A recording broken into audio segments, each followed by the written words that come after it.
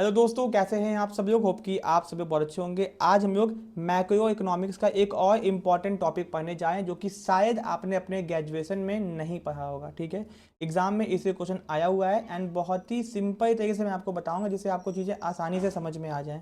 ठीक है, अब दोस्तों इस टॉपिक का नाम है ISLM मॉडल। ये ISLM मॉडल होता क्या है। ठीक है, अब दोस्तों सबसे पहले तो यहाँ पे ध्यान दो कि ये जो आपका ISLM मॉडल होता है ये एक इम्पॉर्टेंट कंसेप्ट है मैक्रो इकोनॉमिक्स का। ठीक है, जो कि एक्सप्लेन करता है कि हाउ इकोनॉमी यानी हमारी जो इकोनॉमी है, how economy works in terms of interest rate and output. यानी हमारी इकोनॉमी में जो इंटरेस्ट रेट है, यानी जो भी हम लोग लोन लेते हैं, ठीक है, उसका जो इंटरेस्ट रेट होता है उससे, और आउटपुट यानी कि जो हमारी प्रोडक्शन है उससे रिलेटेड। ठीक है, तो यानी कि ISM मॉडल किस पे काम करता है, इंटरेस्ट रेट एंड आउटपुट की बात करता है, GDP की बात करता है। ठीक है, ओके। तो अब दोस्तों ये IS का मतलब क्या होता है, इसका मतलब हो गया इन्वेस्टमेंट सेविंग कर्व। ठीक है, आपने हल्का फुल्का ये पढ़ा होगा क्लास 12th में मैक्रो के अंदर। ठीक है, ओके। तो IS का फुल फॉर्म क्या होता है, इन्वेस्टमेंट सेविंग कर्व। ठीक है, ओके। एग्जाम में फुल फॉर्म भी आपसे पूछ सकता है। एग्जाम में क्वेश्चन पूछा क्या था आपसे दोस्तों, मैं आपको बता दूं। तो इट्स सो जो आपका IS कर्व होता है ना, वो गुड्स मार्केट से रिलेटेड होता है। किस मार्केट से, गुड्स मार्केट से। ठीक है, एंड जो आपका LM कर्व होता है वो आपका मनी मार्केट से रिलेटेड होता है। ठीक है, तो दोस्तों एग्जाम में आपसे इससे रिलेटेड क्वेश्चन पूछा गया है। अब दोस्तों ये IS कर्व होता क्या है, IS कर्व जो होता है, इन्वेस्टमेंट सेविंग कर्व जो होता है, वो रिलेशनशिप दिखाता है इंटरेस्ट रेट और आउटपुट यानी GDP के बीच में गुड्स मार्केट में। ठीक है, यानी कि जो, अब देखो सिंपल सी बात है, अगर इंटरेस्ट रेट कम होगा तो GDP क्या होगी, ज़्यादा होगी। सिंपल सी बात है, ये तो पता ही है ना। ओके, तो व्हेन द इंटरेस्ट रेट लो, तो बिजनेस ज़्यादा पैसा बोरो करेगा, इन्वेस्ट करेगा, जिससे GDP क्या होगी, इंक्रीज होगी। When the interest rate high होगा तो इन्वेस्टमेंट कम होगा, लोग कम पैसा उठाएंगे एंड GDP क्या होगी, घटती जाएगी। तो सिंपल सी बात है, वाइस वैसा रिलेशनशिप होगा यहाँ पे आपका इंटरेस्ट रेट और आउटपुट यानी GDP के बीच में। जो बहुत ही सिंपल और बेसिक सा कंसेप्ट है, कुछ कठिन नहीं है। तो जो IS कर्व होता है वो डाउनवर्ड होता है because lower interest rates boost investment and output. जितना इंटरेस्ट रेट कम होगा उससे क्या होगा, इन्वेस्टमेंट भी बढ़ेगा और आउटपुट भी इंक्रीज होगा। ठीक है, तो ये आपको समझ में आ गया। और ये गुड्स मार्केट की बात कर रहा है। इन्वेस्टमेंट सेविंग जो कर्व होता है वो गुड्स मार्केट से रिलेटेड होता है, जिसमें इंटरेस्ट रेट और GDP की बात की जाती है, आउटपुट की। ठीक है, GDP बोलो चाहे आउटपुट बोलो, बात एक ही है यहाँ पे इस सेंस में। ठीक है, अब दोस्तों LM कर्व क्या होता है, आपका liquidity preference money supply curve. इसका पूरा नाम क्या है, liquidity preference money supply curve. ठीक है, अब दोस्तों आपने लिक्विडिटी प्रेफरेंस थ्योरी पढ़ा होगा। ठीक है, ये उसी से रिलेटेड है। ठीक है, ये हमको दिखाता है relationship between interest rate and आपका GDP के बीच में मनी मार्केट में। किसके अंदर, मनी मार्केट में। अब आपको पता है मनी मार्केट एक शॉर्ट टर्म मार्केट है। ठीक है, ओके, शॉर्ट टर्म मार्केट है जो कि एक साल से कम की होती है। यहाँ पे बहुत इंपॉर्टेंट इंस्ट्रूमेंट्स को डील किया जाता है, जैसे कि प्रोमिसरी नोट हो गया, बिल्स ऑफ एक्सचेंज हो गया, सर्टिफिकेट ऑफ डिपॉजिट हो गया, फिर कॉल मनी हो गया। ठीक है, ये सारे इंस्ट्रूमेंट्स को यहाँ पे डील किया जाता है। ठीक है, promissory note, bills of exchange, certificate of deposit आपका हो गया, फिर आपका टी बिल हो गया, ट्रेजरी बिल हो गया, ये सब यहाँ पे खरीदा बेचा जाता है। ठीक है, ओके, और इसकी कोई जियोग्राफिकल लोकेशन नहीं होती है, जो कि आपने फाइनेंशियल मार्केट में पढ़ा होगा। अब दोस्तों LM स्टैंड फॉर, यहाँ पे LM का फुल मतलब क्या होता है, लिक्विडिटी प्रेफरेंस। ठीक है, एल एंड मनी सप्लाई। ठीक है, तो यानी कि यहाँ पे एल का क्या मतलब है, लिक्विडिटी प्रेफरेंस, किस चीज़ का, मनी और सप्लाई का। अब दोस्तों सिंपल सी बात है, व्हेन GDP इंक्रीजेज, जब GDP बढ़ेगी, पीपुल डिमांड मोर मनी, लोगों को ज़्यादा पैसा चाहिए होगा फॉर ट्रांजेक्शन करने के लिए, leads to higher rate of interest. उस समय क्या होगा, जब GDP इंक्रीज होगी लोगों को और पैसा चाहिए होगा, जिससे क्या होगा, इंटरेस्ट रेट बढ़ेगा। द LM कर्व जो होता है वो उसका स्लोप अपवर्ड होता है। इसका स्लोप क्या होता है, अपवर्ड होता है, because higher GDP leads to higher interest rate. ठीक है, तो यहाँ पे देखो दोनों चीज़ सेम है बट आपको समझाने का तरीका अलग है। ऊपर क्या आया है कि जो आपका इन्वेस्टमेंट सेविंग कर्व होता है वो आपका डाउनवर्ड होता है, क्योंकि इंटरेस्ट रेट जितना कम होगा उतना लोग लोन लेंगे और इन्वेस्ट करेंगे, तो इन्वेस्टमेंट एंड आउटपुट बढ़ेगा। यहाँ पे क्या आया है कि LM कर्व जो होता है, liquidity preference money supply curve, simple सी बात है। तो जब आपका ये स्लोप अपवर्ड होता है, क्योंकि जब GDP आपकी ज़्यादा होगी तो इंटरेस्ट रेट भी आपका ज़्यादा होगा, सिंपल सी बात है। ओके, अब दोस्तों ये ISLM का इक्विलिब्रियम क्या होता है, ठीक है, तो इसको भी देखते हैं। एक होता है डाउनवर्ड, एक होता है अपवर्ड, ठीक है। The economy is in equilibrium when IS and LM curve क्या कहते हैं, आपस में इंटरसेक्ट करते हैं, ठीक है। तो द पॉइंट सो ये जहाँ पे वो लोग आपस में टकराएंगे उसको बोलते हैं equilibrium interest rate and GDP, यानी इंटरेस्ट रेट और जीडीपी क्या हो गई, इक्वल हो चुकी है। Where both goods and money market are balance, जहाँ पे मनी मार्केट और गुड्स मार्केट क्या हो गया है, बैलेंस हो चुका है, ठीक है। तो ध्यान रखना, investment saving curve goods market की बात करता है और वहाँ पे इंटरेस्ट और जीडीपी की बात करता है, एंड आपका जो एलएम कर्व के अंदर इंटरेस्ट और जीडीपी के अंदर मनी मार्केट के अंदर डिस्कस किया जाता है, ठीक है। अब दोस्तों Y I S L M curve important, ये इंपॉर्टेंट क्यों है, यानी कि ये I S L M curve important क्यों है, क्योंकि it help us to understand monetary and fiscal policy. अब दोस्तों मॉनेटरी पॉलिसी जो आरबीआई की होती है, जिसकी मदद से आरबीआई मनी सप्लाई को कंट्रोल करता है, क्रेडिट को कंट्रोल करता है, एंड फिस्कल पॉलिसी गवर्नमेंट की होती है, जिससे गवर्नमेंट रेवेन्यू एक्सपेंडिचर को कंट्रोल करता है इकोनॉमी के अंदर, सिंपल सी बात है। It help us how government, ये हमको मदद करता है कि गवर्नमेंट कैसे अपना स्पेंडिंग करे, टैक्सेस लगाए, मनी सप्लाई, जिससे इकोनॉमी में चीज़ों को मेंटेन किया जा सके।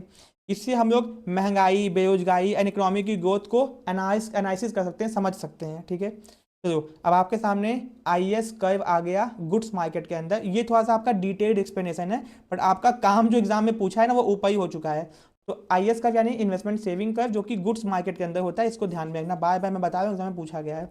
The IS curve represent equilibrium in goods market, ठीक है, where total demand for goods and services equal that supply, ठीक है, समझ में आ गया। How is IS curve derived, तो ये आईएस कर्व निकलता कैसे है। The goods market is in equilibrium, तो दोस्तों यहाँ पे वाई, ठीक है, C plus I plus G plus N X. तो यहाँ पे वाई का क्या मतलब दोस्तों है, वाई का मतलब यहाँ पे है नेशनल इनकम, सी का मतलब है कंजप्शन, आई का मतलब है इन्वेस्टमेंट, जी का मतलब है गवर्नमेंट स्पेंडिंग, और एन एक्स का मतलब है यहाँ पे दो बार हो गया है नेट एक्सपोर्ट, ठीक है। तो ये आप इसको ध्यान में रखना थोड़ा सा, ठीक है।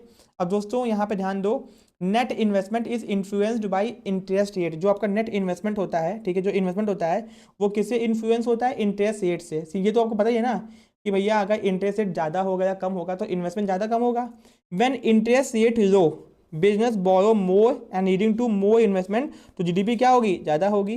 व्हेन इंटरेस्ट रेट हाई होगा तो लोग कम बोरो करेंगे क्योंकि इस समय महंगा हो जाएगा चीज़ें, ठीक है, एंड लोन महंगा हो जाएगा तो इन्वेस्टमेंट कम होगी, जीडीपी क्या हो जाएगी, कम हो जाएगी। तो कब जीडीपी ज़्यादा होगी कब कम होगी आपको पता चल गया। देयर इज अ इन्वर्सिएशन, यहाँ पे क्या होता है, इन्वर्सिएशन होता है इंटरेस्ट रेट एंड जीडीपी के बीच में, इसे ये आईएस कर्व कैसा बनता है, डाउनवर्ड बनता है, ठीक है। अब दोस्तों यहाँ पे ध्यान दो, यही है आपका आईएस कर्व भाई साहब, यही है डिमांड कर्व की तरह बनता है। अब दोस्तों शिफ्ट इन आईएस कर्व, क्या आईएस कर्व में शिफ्ट हो सकता है, तो हो सकता है। तो राइट टू राइट शिफ्ट कब होगा, यानी आगे ये कब खिसकेगा, आगे ये कब खिसकेगा, तो दोस्तों जब गवर्नमेंट अपनी स्पेंडिंग इंक्रीज कर देगी, ठीक है, ठीक है। अब higher GDP at same interest rate, यानी कि जीडीपी आपकी ज़्यादा है बट इंटरेस्ट रेट क्या है, सेम है। ऐसा कब होगा, जब गवर्नमेंट अपनी स्पेंडिंग करेगी तो खूब पैसा मार्केट में आएगा, लोगों के पास में पैसा आएगा, लोग खर्च करेंगे, ठीक है।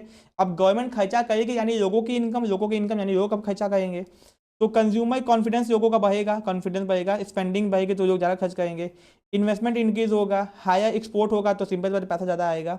तो दोस्तों एफर्ट शिफ्ट कब होगा, lower GDP at same interest rate, यानी जीडीपी कम होती जाएगी इंटरेस्ट रेट सेम है। इन डायरेक्ट टैक्सेस को टैक्सेस को बढ़ा देगी सरकार, अपने खर्चे कम कर देगी, एंड इन्वेस्टमेंट एंड एक्सपोर्ट्स कम हो जाएगा, ठीक है। अब दोस्तों एलएम कर्व क्या होता है, ये दोस्तों देखो मनी मार्केट की बात करता है, ठीक है। The LM curve represent equilibrium in money market, ठीक है, where demand for money equal to supply of क्या बोलते हैं, मनी। यहाँ पे इसका फॉर्मूला क्या है, ठीक है, ये आप देख रहे हो यहाँ पे फॉर्मूला इसका दिया गया है, ठीक है, बहुत कुछ खास नहीं है। तो demand for money, people need more money for transaction, and when income GDP increases they demand more money, जब जीडीपी इंक्रीज करेगी तो उनको और ट्रांजेक्शन करना होगा तो और पैसा चाहिए होगा। तो higher demand for money leads to higher interest rate, जब डिमांड ज़्यादा हो जाएगी, देखो जब डिमांड बढ़ेगी ना तो बैंक क्या करेगा, अपना इंटरेस्ट रेट को बढ़ा देगा, जिससे इक्विलिब्रियम क्या हो जाएगा, मेंटेन हो जाएगा। सप्लाई ऑफ मनी, यहाँ पे ये कौन कंट्रोल करता है, आरबीआई कंट्रोल करता है, ठीक है, ओके, अमेरिका में फेडरल रिजर्व कंट्रोल करता है। And increase in money supply, जब मनी सप्लाई को बढ़ा दिया जाएगा इकोनॉमी के अंदर तो इंटरेस्ट रेट अपने आप क्या हो जाएगा, कम हो जाएगा, क्योंकि गवर्नमेंट ने खर्चा किया तो लोगों की इनकम हो गई, तो सिंपल सी बात है अब सरकारी पैसा खर्च कर देगी है। तो why decrease in money supply raises interest rate, interest rate क्या हो जाएगा, बढ़ जाएगा, ओके। अगर मनी सप्लाई को बढ़ाएंगे तो इंटरेस्ट रेट कम होगा, मनी सप्लाई को घटाएंगे तो इंटरेस्ट रेट ज़्यादा होगा। मनी सप्लाई क्या होता है, इकोनॉमी के अंदर जितना पैसा होता है at a particular point of time, ठीक है। सिंस हायर जीडीपी, जब जीडीपी ज़्यादा होगी, leads to higher demand for money and higher interest rate, the M curve क्या होगा, स्लोप अपवर्ड होगा। तो ध्यान रखना कौन सा स्लोप अपवर्ड एंड कौन सा स्लोप डाउनवर्ड होता है। तो ये शिफ्टवर्ड लेफ्टवर्ड कब करेगा, राइटवर्ड यहाँ पे आप देख सकते हो, ठीक है। तो आपका राइटवर्ड शिफ्ट कब होगा एम कर्व, जब आपकी मनी सप्लाई बढ़ेगी, ठीक है, एंड कब होगा, जब मनी डिमांड क्या होगी, घटेगी। लेफ्टवर्ड भी देखो यहाँ पे, ठीक है, हायर इंटरेस्ट सेम जीडीपी, जब आपका मनी सप्लाई घटेगी, जब आपका मनी डिमांड बढ़ेगी। अब दोनों का इक्विलिब्रियम यहाँ पे चेक करियो, ठीक है, जहाँ पे दोनों टकराएंगे वहीं पे इक्विलिब्रियम हो जाएगा। The economy is in equilibrium when I S and L M curve क्या हो जाएगा, इंटरसेक्ट हो जाएगा, ठीक है। The point determine the equilibrium intersect I output Y, ठीक है। अगर कोई भी फिजिकल पॉलिसी में चेंज होगा, गवर्नमेंट ने अपने टैक्सेस कुछ भी चेंज किए, मॉनिटरी फिजिकल सप्लाई कुछ भी चेंज होता है तो इक्विलिब्रियम में क्या हो जाएगा, चेंज हो जाएगा। तो कुछ भी चेंज होना नहीं चाहिए, ठीक है। तो दोस्तों यहाँ पे हम लोग आगे आते हैं। अब पॉलिसी इम्प्लीकेशंस, ये क्या होता है, फिस्कल पॉलिसी, गवर्नमेंट का spending and taxes affect IS curve, यानी सरकार अगर खर्च करेगी या फिर टैक्सेस लगाएगी तो इससे इन्वेस्टमेंट सेविंग कर्व पे असर पड़ेगा। एग्जांपल एक होता है एक्सपेंशन और कॉन्ट्रैक्शन, आपने पढ़ा होगा ना, एक्सटेंशन एंड कॉन्ट्रैक्शन डिमांड के, सॉरी हाँ डिमांड के अंदर ये वही चीज़ है। तो यानी कि एक्सपेंशनरी फिस्कल पॉलिसी, ठीक है, यहाँ पे ध्यान दो, rightward shift of IS curve, इसका मतलब क्या हो गया, यानी कि गवर्नमेंट की स्पेंडिंग क्या है, ज़्यादा है और टैक्सेस कम है, तो higher GDP and higher interest rate, ठीक है। कॉन्ट्रैक्शनरी क्या है, गवर्नमेंट की स्पेंडिंग कम है और टैक्सेस ज़्यादा है, तो लेफ्टवर्ड शिफ्ट होगा, यहाँ पे आपकी जीडीपी कम हो जाएगी और इंडिया इंटरेस्ट रेट, ठीक है। तो ये आप देख सकते हो, ठीक है, ये चीज़ ऊपर बताई गई है आपको, ठीक है, ओके। अब एक्चुअल में इसका क्या यानी एक्चुअल जिंदगी में कहाँ इस्तेमाल होता है, सेंट्रल बैंक एम कर्व का इस्तेमाल करता है इंटरेस्ट रेट को एंड महंगाई को कंट्रोल करने के लिए। तो ये देखो, ये आपसे पूछ सकता है, ठीक है।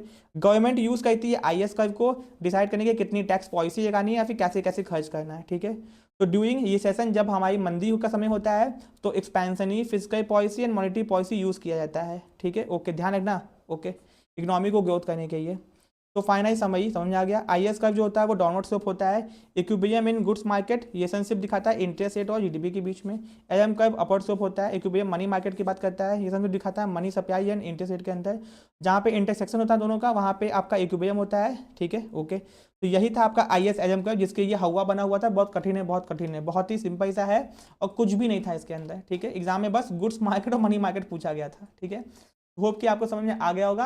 जितने भी क्वेश्चन आपके इससे आएंगे सारे क्वेश्चन इसमें कवर हो चुके हैं, तो आपको घबराने की जरूरत नहीं है, इसको वॉच करिए, 10-15 मिनट का ये वीडियो है बस, तो बहुत ही आपके लिए काम आएगा। और सीयूडी पीजी एमकॉम के ये most important and additional topic था, इसको आप देख सकते हो। Thank you so much.